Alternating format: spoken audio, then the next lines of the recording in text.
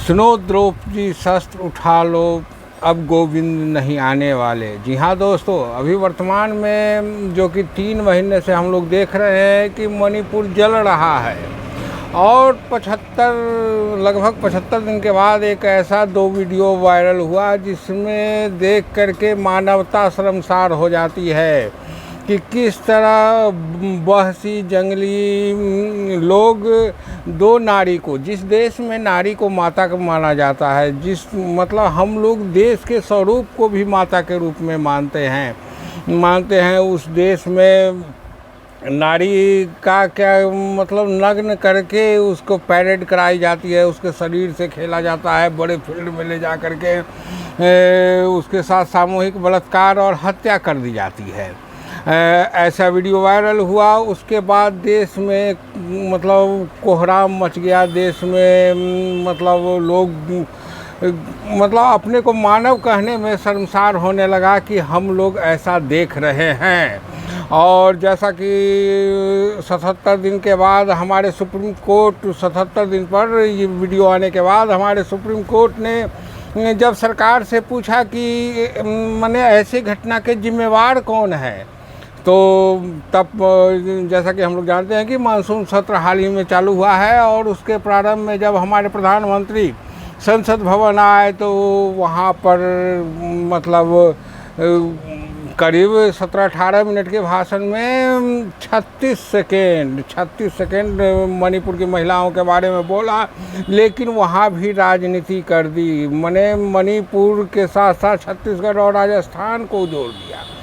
जैसा कि हम लोग जानते हैं कि क्राइम कहीं भी हो सकता है और क्राइम होता है तो उसके बाद सरकार का एक्शन देखा जाता है कि वो क्या कर रही है। जैसा कि राजस्थान में बलात्कार हुआ और वहाँ पर उसके बाद पुलिस एक्शन में आई और पुलिस ने उसे गिरफ्तार किया और संयोग से वो भाजपा स्टूडेंट विंग ABVP के नेता निकले बलात्कारी, और उसके बाद भाजपा वाले राजस्थान पर बोलना छोड़ दिए। लेकिन जैसा कि हम लोग जान रहे हैं कि मणिपुर 3 महीने से जल रहा है और उसके बाद भी हमारे प्रधानमंत्री, गृह मंत्री कर्नाटका चुनाव में व्यस्त हुए। उसके बाद गृह मंत्री वहाँ मणिपुर गए, लेकिन हमारे प्रधानमंत्री को वहाँ जाने का ज़रूरत नहीं था, वो विश्व भ्रमण पर गए और वहाँ पर वाहवाही लुटी कि हमको बॉस कहा जाता है, ये कहा जाता है। और बॉस के देश में ये हाल है हमारे नारियों का।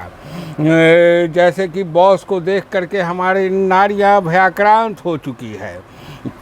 और जिस तरह अमित शाह वहाँ गए और उसके बाद 75 दिनों के बाद जब ये वीडियो आया तो वहाँ के स्थिति से हम मान सकते हैं कि गृह मंत्री वाकिफ़ होंगे। और जैसा कि विपक्ष के नेता राहुल गांधी मणिपुर के दौरा पर गए तो उन्हें सड़क मार्ग से रोक दिया गया, और मतलब शायद इसका कारण होगा कि वो ये चीज़ नहीं मतलब राहुल गांधी के सामने आए, क्योंकि राहुल गांधी के थ्रू ये पूरे विश्व में प्रचारित हो जाती, वो दिखाना नहीं चाहते थे और इस कारण से उन्हें रोक दिया गया। और उसके बाद जिस तरह वो मणिपुर के मुख्यमंत्री एक तो उनको नैतिकता के आधार पर इस्तीफ़ा दे देना चाहिए था, और हमारे प्रधानमंत्री अगर इस्तीफ़ा नहीं दे रहे हैं तो उनको बर्खास्त कर देना चाहिए था।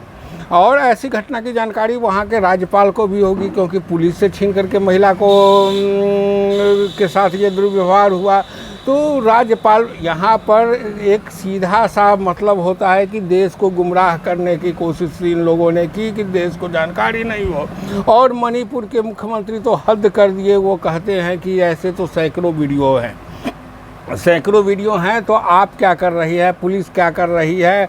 अगर वहाँ की पुलिस से नहीं संभल रही तो हमारी केंद्रीय एजेंसियों की क्यों नहीं मदद ली गई और वहाँ पर केंद्रीय एजेंसी के बल पर वहाँ शांति क्यों नहीं स्थापित की गई? और वास्तव में हम लोग कह सकते हैं कि वर्तमान सरकार इस ऐसे माहौल में ये संदेश देना चाहती है कि महिलाओं को, नारी को, माँ बेटियों को ये संदेश देना चाहती है कि हम आपकी सुरक्षा करने में समर्थ नहीं है, आप अपनी सुरक्षा खुद करें।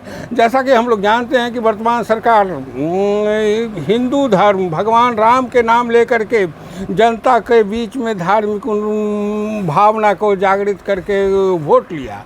लेकिन क्या हमारे, जैसा कि हम लोग देखते हैं कि राम के रूप में उन्होंने दिखाया है कि वो मर्यादा पुरुषोत्तम, मतलब ज़िंदगी में कोई भी समस्या आए तो उसका हल आप रामचरितमानस में ढूंढ सकते हैं। और महिलाओं के प्रति हमारे मर्यादा पुरुषोत्तम श्री राम का मतलब कर्तव्य देखे हैं कि पर पुरुष रावण ने सिर्फ सीता माता को छुआ था, चीरहरण भी नहीं किया था, उनको जोर ज़बरदस्ती भी नहीं किया था, और वो अपने लंका में ले गए। और उसके बाद श्री राम ने मतलब लंका सहित रावण के सारे वंश को का सर्वनाश कर दिया था। और ऐसे में जो कि हम लोग, हमारे देश में ये लोग अपने को भगवान रूप में मोदी को चेहरा दिखा रहे हैं और वो ऐसा कदम नहीं करते हैं, तो अब इन लोगों को मर्यादा पुरुषोत्तम के नाम पर वोट मांगने का भी अधिकार नहीं है। और हम तो जैसा कि हम लोग जानते हैं कि राजतंत्र में राजा का धर्म होता है, और जैसा कि गोधरा कांड में हुआ था तो अटल बिहारी वाजपेयी उस समय प्रधानमंत्री थे और नरेंद्र मोदी सीएम, तो उन्होंने कहा था कि राजा को राजधर्म निभाना चाहिए। लेकिन एक बात मैं और जोड़ना चाहता हूं कि प्रजातंत्र में प्रजा के भी एक धर्म होती है। अगर आप चुप्पी साधे रहिएगा तो प्रधानमंत्री हमारे मोदी ऐसे हैं कि वो समझते हैं कि जनता का हमें समर्थन है। क्या आप लोग तब तक इंतज़ार करेंगे जब तक आपके आस पड़ोस अगल बगल घर में ये घटना न हो जाए? इसलिए आप मर्यादा पुरुषोत्तम का ही अगर भक्त हैं और मर्यादा पुरुषोत्तम के नाम से ही अगर हिंदू धर्म को मानते हैं और भगवान को मानते हैं, तो उनको साक्षी मान करके कहिए कि उन्हें मतलब प्रधानमंत्री नरेंद्र मोदी को इस पर क्या पहल करना चाहिए और हमारा धर्म क्या कहता है, इस पर मैं आपकी राय जानना चाहता हूँ। जय हिंद साथियों।